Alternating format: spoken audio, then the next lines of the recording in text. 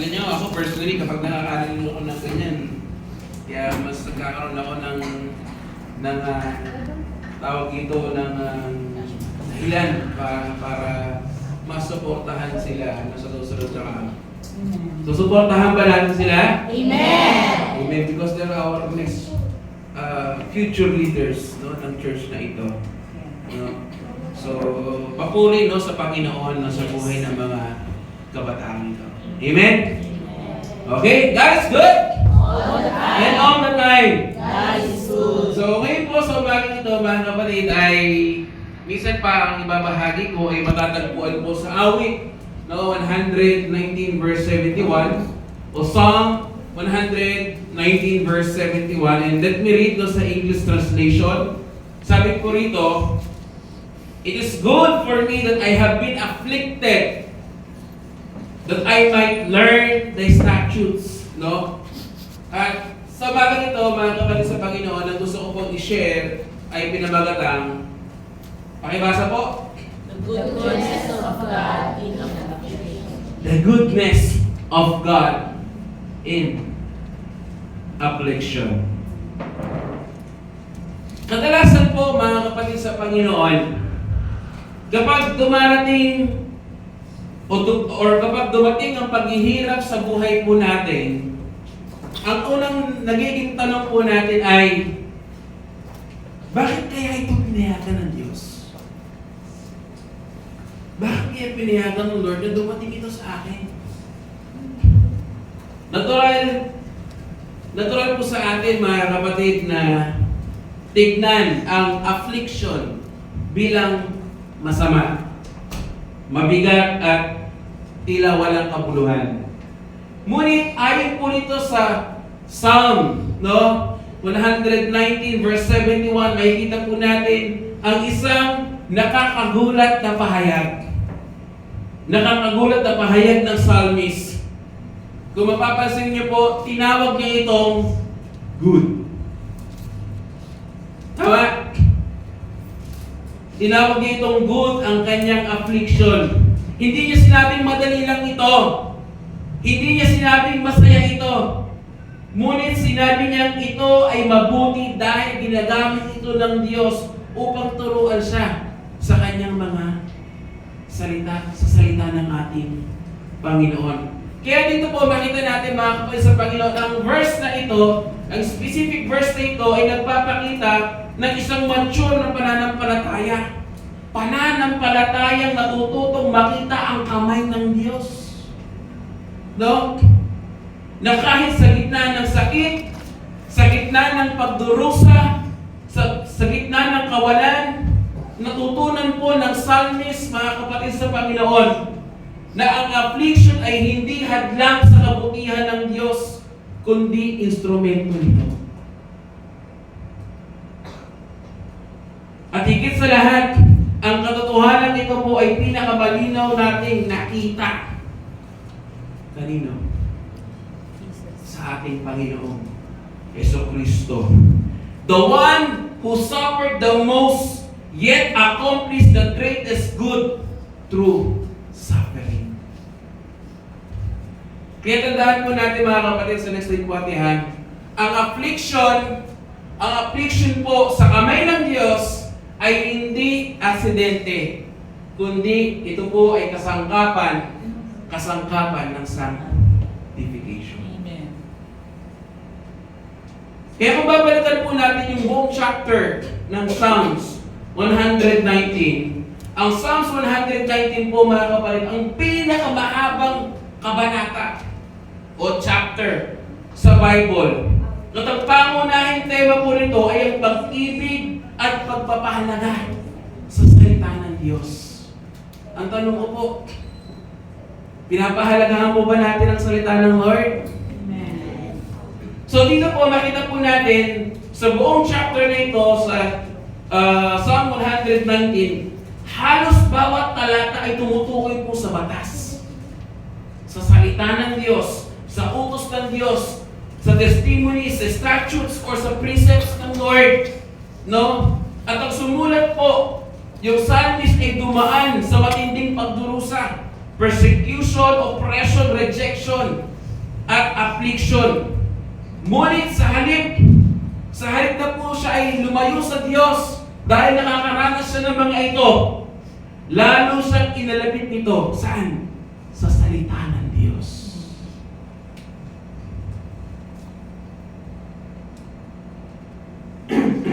Kaya dito po sa verse 71, mga kapatid, ipinapakita niya na ang bunga ng kanyang pagdurusa, ito po ay nagdulot ng spiritual maturity at deeper obedience sa Panginoon. Kaya mga kapatid, makita natin na hindi po ito simpleng emotional reflection, kundi ito po ay theological conviction na alam niya na ang Diyos ay soberano maging sa kanyang paghihirap. At nauunawaan niya na may banal na layunin ng Diyos sa kanyang affliction. Kayo po ba ay naniniwala na naman ang inyong pinagdaraanan ay meron pong banal na layunin ng Diyos sa inyong buhay? Amen and amen.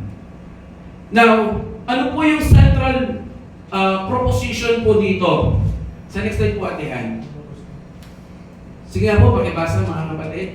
God uses affliction for the spiritual good of His people, so that we may know Him more deeply, obey Him more faithfully, and become more like Christ.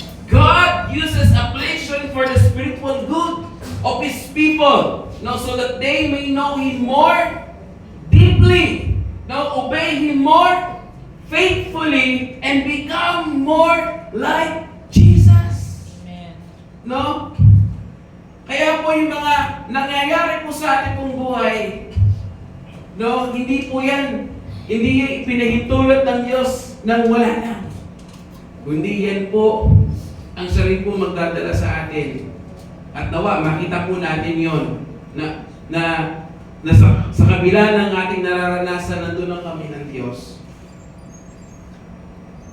At ang nais ng Diyos ay may isaayos ang ating buhay. At higit sa lahat ay maging tulad ni Kristo na ating Panginoon. Now, so bakit ito? Ano po yung mga mensahe na nais iwan ng Diyos sa ating buong buhay? Una, affliction is God's tool for spiritual instruction. So tandaan po natin mga kapatid sa next day Atihan, ang affliction ay ginagamit ng Diyos, mga kapatid, upang turuan ang kanyang mga anak. Sino yung mga anak? Tayo, ng mga katotohanang hindi matututunan sa kaginawaan lamang. So dito po makita natin mga kapatid sa Panginoon. Nagsabihin po ng psalmist, nagsabihin niya, it is good for me that I have been afflicted.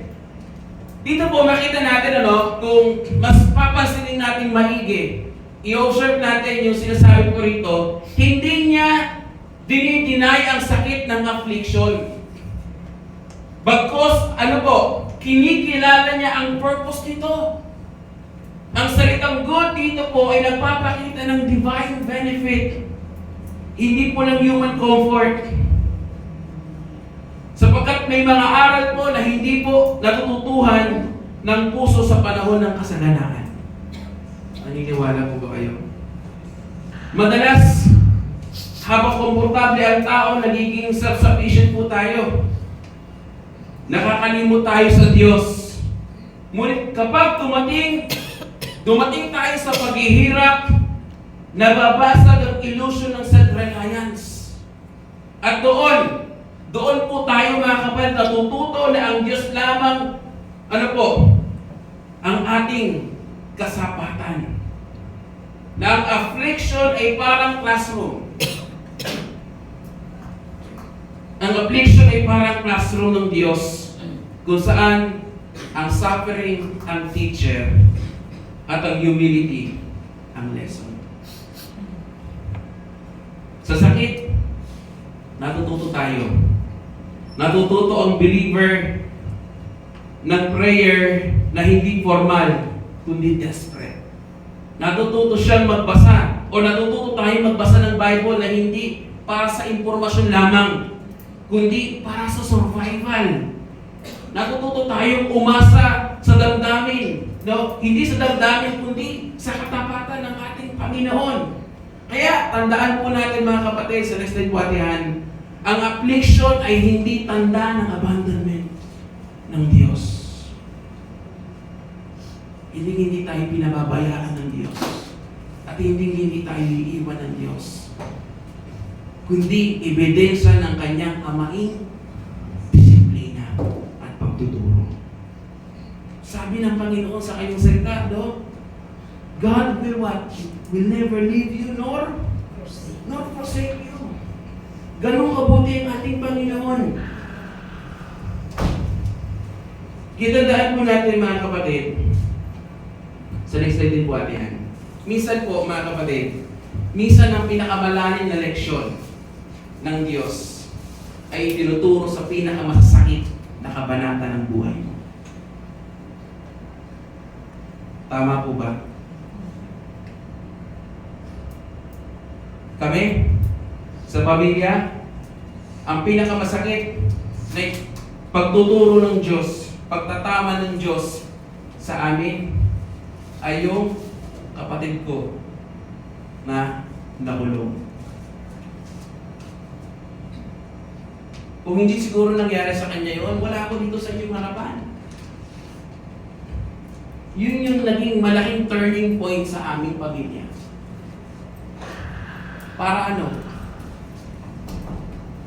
Tunay na ibigay yung buhay namin sa Panginoon. Gusto po ba natin gumamit pa ang Lord ng pinakamasasakit na kabanata sa buhay natin para tayo ay matuto? O habang naririnig mo na ito, ay magpatulong na tayo sa Panginoon na ayusin yung buhay natin. Kami, ako, ilang beses ko nang isinare ang buhay ko. Hindi ako naging mabuting anak. Pasaway ako at matigas ang ulo. Palaban, bastos. Wala akong sinisino. Pero doon ko naramdaman na masakit pala talaga ang correction ng Lord. Pagtatama ng Lord. Kapag siya na ay kumilos at disiplinahin tayo. Hoping and praying, guys. No? Ang buhay natin sa paglilingkod sa Panginoon, siya nating seryosohin. At naway, hindi na tayo humantong pa sa pinakamasakit na pwedeng gawin ng Lord para ikaw at ako ay matuto. Tulungan na ba tayo ng ating Panginoon? Isipin na lang po natin ang isang blacksmith. Alam niyo po yung blacksmith? Halimbawa, isang blacksmith na gumagawa po ng mga espada. Hindi niya hinuhubog ang bakal sa malamig at komportableng temperatura. Inilalagay niya ito sa apoy at pagkatapos ilagay sa apoy, anong ginagawa? Ang tawag dito, pinapalo. No? At paulit-ulit na hinuhubog. Sa mata natin, ang proseso ay napaka-brutal. Pero po, sa kamay at sa kaisipan ng isang panday o ng isang blacksmith, ito po ay purposeful. Alam niyo po mga kapatid sa Panginoon, ganyan din ang Diyos sa kanyang mga anak. Ang apoy ng affliction ay hindi para wasakin tayo. Ano po? Kundi para ikaw at ako ay hubugin ng Diyos. Ano po sabi sa Hebrews 12? Pakibasa po mga kapatid. Sa loob ng mahihinang panahon, disiplina tayo ng ating mga magulang para sa ating ikabubuti. Gayon din naman, tinutuloy tayo ng Diyos sa ikabubuti natin upang tayo ay magnanala tulad niya. Habang tayo ay tuloy, hindi tayo natutuwa, kundi kami hinagis. Ngunit pagkatapos niyon, maranasan natin ang kapayapaang bunga ng pagsasanay sa patuloy na pamumuhay. Sabi po sa English translation. For they discipline us for a short time, as it seemed best to them. But He disciplines us for our good, that we may share His holiness. Tandaan po natin mga kapatid sa Panginoon sa next day po atihan, ang disiplina ng Diyos ay hindi punishment para sa condemnation, kundi what? Correction para sa sanctification. Amen. Bilang mga anak ng Diyos, mga kapatid sa Panginoon, ang affliction ay hindi po tanda ng kanyang galit, kundi tanda ng kanyang pag-ibig sa atin. Ang writer po ng Hebrews ay napakalinaw. Malinaw yung kanyang sinasabi po rito, na ang layunin ng discipline ay for our good. Hindi laging nararamdaman na mabuti ang disiplina sa kasalukuyan. Sa katunayan, ang sabi po ng verse, mga kapatid, ito po ay painful rather than pleasant. Ngunit ang fruit nito ay righteousness sa atin. Ang Diyos, mga kapatid, ay meron pong eternal perspective. Samantalang tayo po ay meron pong temporary perspective lamang. Ang nakikita po natin ay pain. Tama? Nakikita ng Diyos ay holiness na bunga nito. Ang discipline po mga kapatid sa Panginoon, ang discipline ng Diyos ay evidence na tayo ay Kanyang mga anak. Kung kayo po ay nagdidisiplina ng inyong mga anak, ang Diyos din. Kaya tandaan po natin mga kapatid, sa next slide po atihan, ang affliction ay bahagi ng fatherly care ng Diyos. Hindi niya tayo pinababayaan sa ating spiritual immaturity. Sa halip, anong ginagawa ng Diyos? Minamahal niya tayo enough upang hubugin tayo. Kaya sa bawat affliction, sa bawat struggles na ating pinagdadaanan, meron pong ginagawang paghuhubog ang Diyos sa atin. Kaya nawa, hindi po natin isipin na pinahihirapan ako ng Diyos. Hindi ako mahal ng Lord. Nawalan po reflection ito sa atin, mga kapatid. At mahalagang katanungan. Kapag dumarating ang suffering, ang una ba nating tanong ay, paano ako makakaalis dito? O, ano ang gustong ituro ng Diyos sa akin dito? Hindi ba't ang madalas nating nagiging tanong, paano ako makakaalis dito? Hindi pa nga tayo, kumbaga hindi pa nga tayo nagpapaprocess sa process ng Lord. Gusto na agad natin umalis sa situation.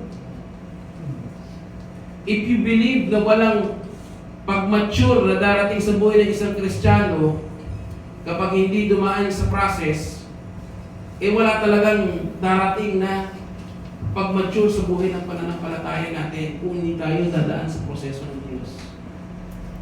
As if naman na we can outrun yung mga process na ginagawa ng Diyos sa atin. Kailangan ito natin daanan sa tulong at biyaya ng Diyos. Kaya instead na sabihin natin paano ako makakaalis dito, dapat ang tanong natin ay, Lord, ano po yung gusto mong ituro sa akin? Bigyan mo ako ng kaliwanagan, ng enlightenment. Maaaring mga kapatid, ang affliction na nais mong alisin ay siya mismo instrumento ng Diyos para paguhin ka. Paano kung ganun? Nawala po application ito sa atin. Una po, sige po, pakibasa. Learn to ask spiritual questions. Learn to ask spiritual questions in suffering. Kapag nasa affliction ka, kapatid, huwag lang itanong, why me? Bakit ako? Bakit hindi nilang sila? Nagsuserve naman ako sa Lord, nasa ministry ako, why me? Bakit ako? No? Kundi, dapat ang tanong natin, Lord, what are you teaching me? Ano yung gusto mong ituro mo sa akin? Tandaan po natin mga kapatid, ang mature believer ay hindi lang naghahanap ng relief, kundi revelation mula sa Panginoon. Ang suffering ay hindi lamang problem na dapat lutasin, kundi classroom din na dapat pasukan. Tandaan po natin mga kapatid, sa next slide buhatihan, ang pananampalataya ay lumalalim kapag ang believer ay naghahanap ng lesson sa gitna ng pain.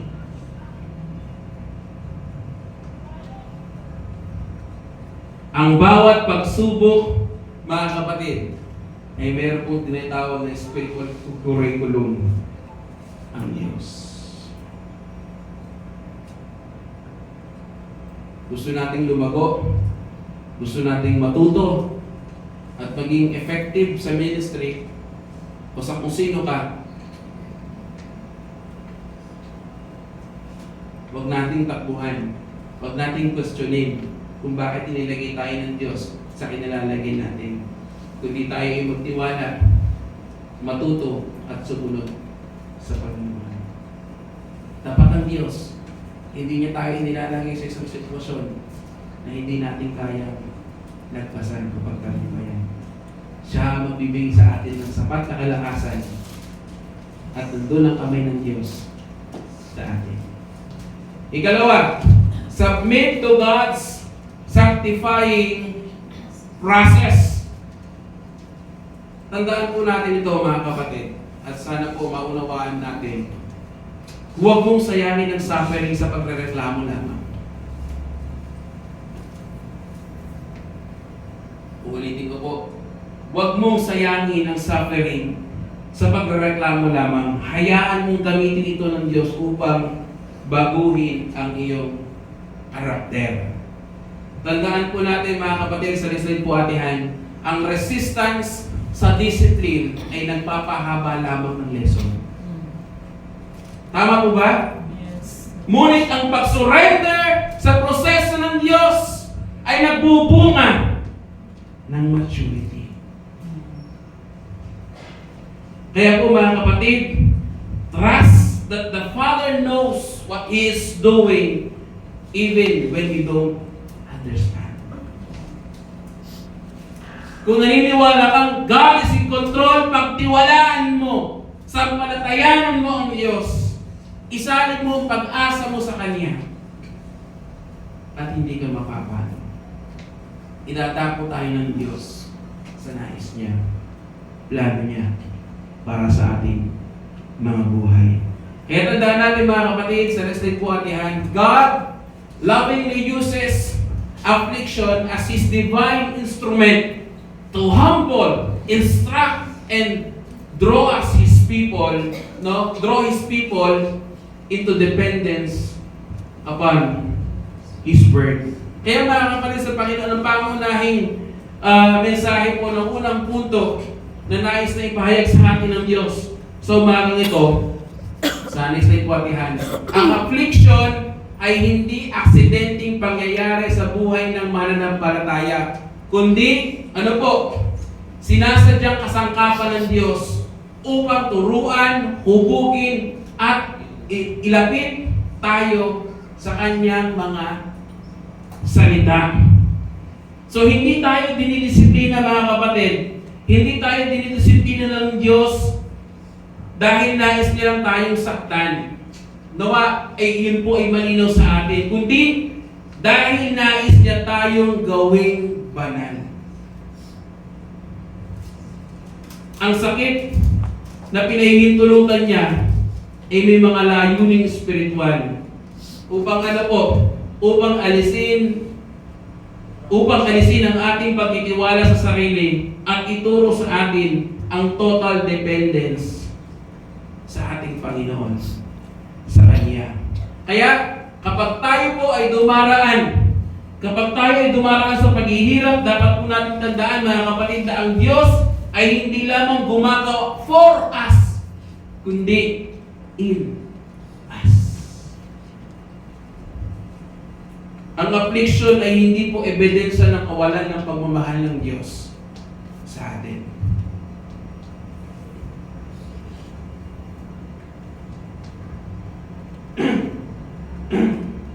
Ito po ay kadalasang ebidensya ng kanyang, tulad po na sinabi ko kanina, ebidensya ng kanyang amaing pag-aalaga sa atin. Kaya ang kanyang layunin ay hindi po simpleng comfort. Ang layunin po ng Diyos ay hindi po simpleng comfort, mga kapatid, kundi conformity to Christ. Kaya mga kapatid, sa next slide po atihan, ang tunay na kabutihan ng Diyos ay hindi po sinusukat sa gaano kalaki o gaano kadali ang buhay natin, kundi sa gaano niya tayo inuhubog para sa kanyang kalwalhatian. Kaya mga kapatid sa Panginoon, sa bawat luha, sa bawat lesson, no? Sa bawat luha, may lesson. Sa bawat trial, meron pong training. Sa bawat sakit, may sanctifying purpose ang Diyos sa atin. Kaya mga kapatid sa Panginoon, kung ginagamit ng Diyos ang affliction upang turuan tayo, ano naman kaya ang ultimate lesson na nais niyang itanim sa puso natin sa pamamagitan nito? So hindi lang knowledge ang goal ng affliction. Ano po kaya? Obedience ang pinakabunga nito. Kaya dito po tayo papasok sa ikalawang mensahe ng Diyos sa umaga nito. Ano po yun? Sa next slide. Pakibasa po.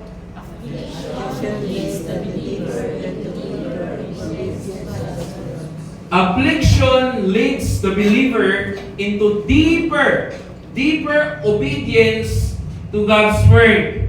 So, kung papasahin po natin, balik tayo dun sa ating verse, sa ating text. Sabi po ng psalmist, that I might learn thy statutes. No? So, yung salitang learn po rito na ginamit, mga kapatid, ay hindi lang po basta intellectual awareness, kundi ito po ay experiential obedience sa Panginoon. Sabi po sa Biblia, sabi po sa salita ng Diyos, ang tunay daw po na pagkatuto ay laging humahantong saan? Sa transformed living. Kaya po mga kapatid, ang affliction ay may kakaibang paraan ng pagtanggal ng distractions at idols ng ating mga buhay. Kapag ang lahat ng mga earthly securities ay nawala, natututo tayong lumapit sa Panginoon ng mas mahigpit. Tama po ba?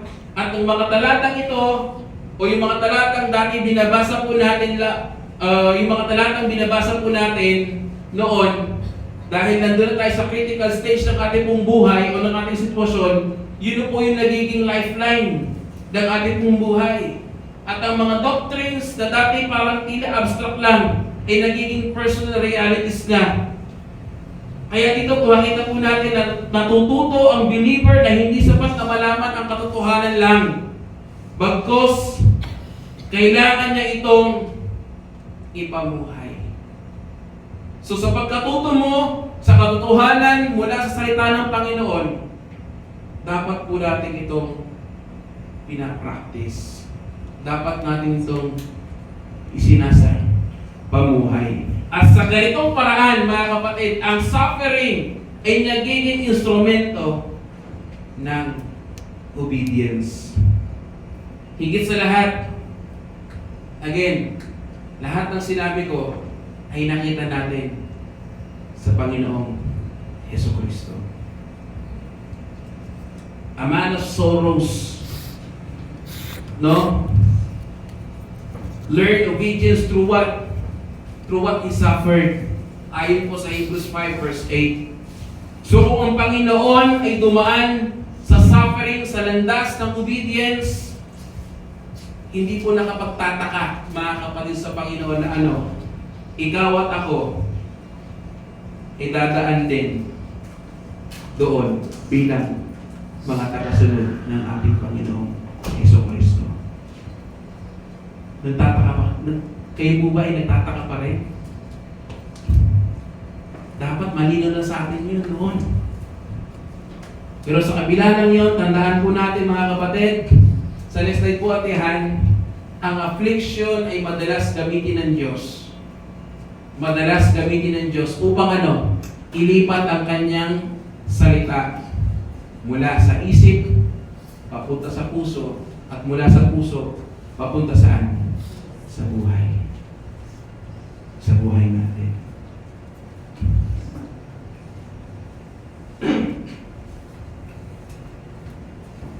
Sino po nakakita ng puno dito? Nakakita na po ba kayo ng puno? Yes. Ako, hindi pa kayo nakakita ng puno.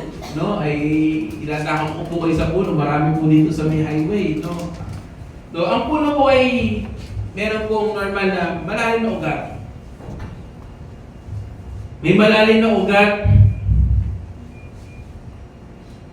na kadalasang ito po yung nagpapatibay. Again, ang punong may malalim na ugat ay kadalasang tumitibay dahil sa malalakas na hangin. Ang hangin sumasantala dito ang mismong, kumbaga, nagtutulak sa isang puno na mas lumalim yung kanyang ugat. Ganun din po yung believer, mga kapatid.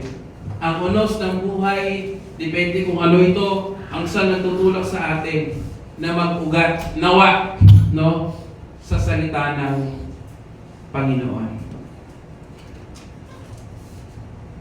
Sabi po sa Roma, sige nga po, pakibasa po yan. Ating sa lahat ng bagay ay gumagawa ang Diyos para sa mabuting kasama ang mga nagmamahal sa Kanya. Silang mga ginawa ayon sa Kanyang layunin. Sapagkat sa naglalakay alaman ng Diyos kung sino ang magiging Kanya at ang mga pinipili niya upang maging katulad ng Kanyang anak. Sa gayon, siya ang naging panganay sa lahat ng maraming magkakapatid. Amen. Sabi po sa English translation, and we know that for those who love God, all things work together for good. No, John 5:29, to be conformed to the image of His Son. So yung salitang good po rito, mga kapatid, ang salitang good sa Romans 8:28 ay hindi po primarily comfort, success, o earthly blessing. Ang context naman po sa verse 29 ay nagpapaliwanag na ang good, no? Nagpapaliwanag na ang good ay conformity to Christ. So ibig sabihin, lahat ng bagay, including yung affliction, mga kapatid, ay ginagamit ng Diyos para gawing katulad tayo ni Kristo. Kaya tandaan po natin, mga kapatid, sa next slide po, ang suffering ay hindi random event, no, sa buhay ng isang believer. Ito po ay bahagi ng sovereign design ng Diyos sa ating pong buhay. Now, anong goal ng Lord? Anong goal ng Lord? Ang goal niya ay hindi lamang gawing masaya tayo, kundi gawing banal tayo. At dahil si Kristo o ang ating Panginoong Jesucristo ay perfected through suffering in His earthly mission, tayo rin ay hinuhubog sa parehong pattern ng Diyos. Ang affliction ay chisel ng Diyos sa marble, no, sa marble ng ating buhay. Unti-unti niya tayong inuukit ayon sa imahe ng ating Panginoong Jesucristo. Kaya kahit hindi po natin maintindihan yung pain, mapagkakatiwalaan po natin ang purpose ng Diyos sa gitna ng pain na nararanasan mo ngayon. Kaya po mahalagang katanungan sa atin. Sa next slide po atin. Maaring dahilan kung bakit pinapayagan ng Diyos ang trial mo ngayon ay hindi para sirain ka, kundi para ilapit ka sa karakter ng ating Panginoong Jesucristo. Ang tanong ay, hindi lamang makakaalis ba ako dito sa pinagdadaanan ko, kundi ang tamang tanong ay, mas nagiging katulad ba ako ni Jesus dito?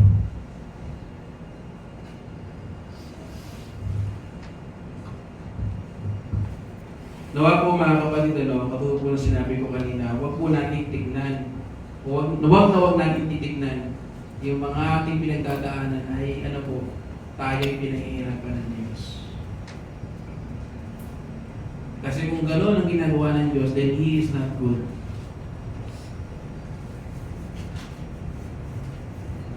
Tama po ba? May mabuting purpose si Lord kung bakit niya yung pinahihintulad. Hindi ko alam kung ano yung kanya-kanyang konteksto ng buhay natin. Pero I do believe, kahit gaano man kasakit yung pinagtataanan mo ngayon, sa kabila ng sakit na yan, meron pong dakilang plano si Lord. Anong kailangan natin gawin? Imbis na mang-question tayo sa kung anong ginagawa ni Lord, bakit hindi tayo magtiwala sa kanyang kaparaanan? Bakit hindi tayo sumunod? Bakit hindi tayo lalo higit na na mas lumalim ang pananampalataya sa Kanya, sa pamamagitan ng panalangin, pagbubasa, sa fellowship, at iba pa. Lahat ay patungkol sa Panginoon. Now, ano po ang aplikasyon nito sa ating mga kapatid? Una po, na dapat natin gawin, respond to affliction, o to affliction with obedience, not bitterness. Naniniwala po ba kayo mayroon pong dalawang bunga ang suffering? Una po, bitterness. Yung ikalawa ay holiness. So kapag nagre-rebelde tayo sa Panginoon, o kapag tayo nagre-rebelde sa Diyos sa gitna ng affliction, mga kapatid, pinapatigas lang natin ang ating puso. Ngunit kapag tayo ay sumusunod at nagtitiwala, ginagamit ng Diyos ang pain para sa growth. Sa paglago mo. Ikaw, personally.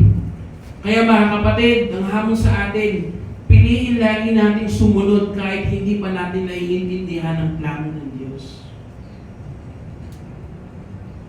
Higit sa lahat, hindi obligasyon ni Lord na ipaliwanag ng lahat bago ko sumunod.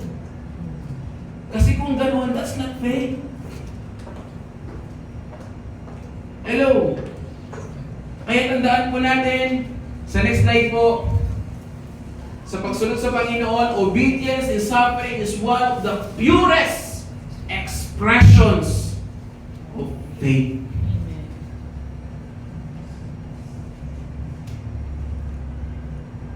Ikalawa, hindi ko nahabaan pa dyan. Fix your eyes on Christ in your suffering. Tandaan po natin mga kapatid na hindi abstract ang suffering para sa Kristiyano. Ang ating Savior nga po mismo ay nagdusa. Tama po? Ang ating Panginoong Jesus ay nagdusa. Ang ating Panginoong Jesus, mga kapatid, ang ultimate proof na mayroong redemptive purpose ang suffering. Amen. Sa krus, ang pinakamalaking injustice ay naging daan sa pinakamalaking salvation. No? So kung ginamit ng Diyos ang suffering ng ating Panginoong Jesucristo para sa ating redemption, kaya niya rin gamitin ang suffering para sa inyo sa ating sanctification. Amen. Kaya sa gitna ng sakit, anong dapat nating gawin? Tumingin kay Kristo. Tumingin sa Panginoong Jesucristo at magtiwala sa Diyos na hindi nasasayang ang ating pagdurusa. Tandaan po natin mga kapatid sa Panginoon, sa next slide po atihan, God ordains affliction not merely to inform the mind, but to transform the life through what? Through deeper obedience, again, to His Word. Kaya po ang pangunahing mensahe po ng ikalawang mensahe ng Lord sa atin sa umaga nito, mga kapatid, sa Leslie Puatihan, ginagamit ng Diyos ang affliction, mga kapatid, hindi lamang upang dagdagan ang ating kaalaman tungkol sa Kanya, kundi upang baguhin ang paraan ng ating pamumuhay sa pamamagitan ng mas malalim na pagsunod sa Kanyang mga salita. Sapagkat, mga kapatid sa Panginoon, maraming believers po, maraming believers ang may knowledge sa Scripture, ngunit kulang sa practical obedience. Maraming may alam sa salita ng Diyos, ngunit kulang na kulang sa practical na pagsasapamuhay ng salita ng Diyos. At madalas ay ginagamit ang Diyos ang suffering upang dalhin ang katotohanan mula sa ating isip patungo sa puso at mula sa puso patungo sa ating gawa at pamumuhay sa araw-araw. Kaya mga kapatid sa Panginoon, ang affliction po ay naglalantad ng tunay na kondisyon ng ating pananampalataya sa Kanya. Kung ang ating tiwala ba ay talagang nasa Diyos ba o nasa ating comfort lamang. Sa gitna po ng trial, mga kapatid, ang believer o tayo ay natututong mamuhay hindi sa pamamagitan ng damdamin, kundi sa pamamagitan ng pananampalataya sa salita ng ating Panginoon. Kaya po, tandaan natin ang pagsunod sa Diyos. Ang pagsunod sa Diyos sa panahon ng kaginhawaan ay mahalaga. Ngunit, ang pagsunod sa gitna ng paghihirap ay nagpapakita ng mature na pananampalataya sa Diyos. Kaya mga kapatid, ito po ang uri ng obedience sa hinuhubog ng Diyos sa pamamagitan ng affliction. Hindi niya lamang nais malaman natin ang Kanyang kalooban, kundi nais niyang ipamuhay natin ito. At habang tayo ay natututong sumunod, sa gitna ng sakit na ating nararanasan, mas lalo tayo nagiging katulad ng ating Panginoong Jesucristo, na siyang perpektong halimbawa ng obedience through suffering. Kaya tandaan po natin sa Leslie Puatihan, ang affliction po, mga kapatid sa Panginoon, ay hindi lamang instrumento ng instruction, kundi instrumento rin ng transformation. Kaya dito po, mga kapatid, before I end this message, dito po sa awit 119 verse 71, ito po ay nagtuturo sa atin ng isang radikal na katotohanan. Ano po yun? Sa Leslie Puatihan, ang affliction ay maaaring maging mabuti kapag ito ay ginagamit ng Diyos upang turuan tayo at hubugin tayo. Hindi po mabuti ang suffering sa sarili nito, ngunit mabuti ang bunga nito sa kamay ng isang mabuti at sovereign na Diyos. At ang pinakamalaking patuloy nito ay ang krus ng ating Panginoong Jesucristo, na kung saan ang pinakamadilim na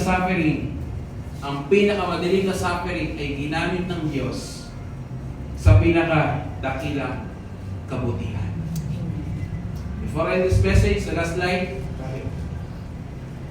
Sa bawat affliction ng believer, mga kapatid, naroon ang kamay ng Ama, ang pattern ng anak, at ang gawain ng Espiritu Santo, upang tayo hubugin sa larawan ng ating Panginoong Jesucristo. Tayo po'y manalangin. Heavenly Father, once again, thank you so much, Lord, for your word. Help us, O Holy Spirit, kung paano po namin ito isa pamuhay, kung paano po namin ito may apply sa ating buhay ng pananampalataya. Naway, tuloy mo ito tumimong tunay sa aming mga buhay ang mensahe sa umaga ito. At gamitin po ang buhay namin bilang daluyan ng pagpapala at pagbabago sa marami, Panginoon. Naging daluyan kami ng pagpapala at pagbabago. Lord, salamat po. Sa aming pagpapatuloy sa gawain ito, samahan po kami, Panginoon. Ikaw po siya patuloy, Lord, na madakila, mapapurihan. Salamat po. Ito po ang panalangin sa pangalan ng Jesus. Amen.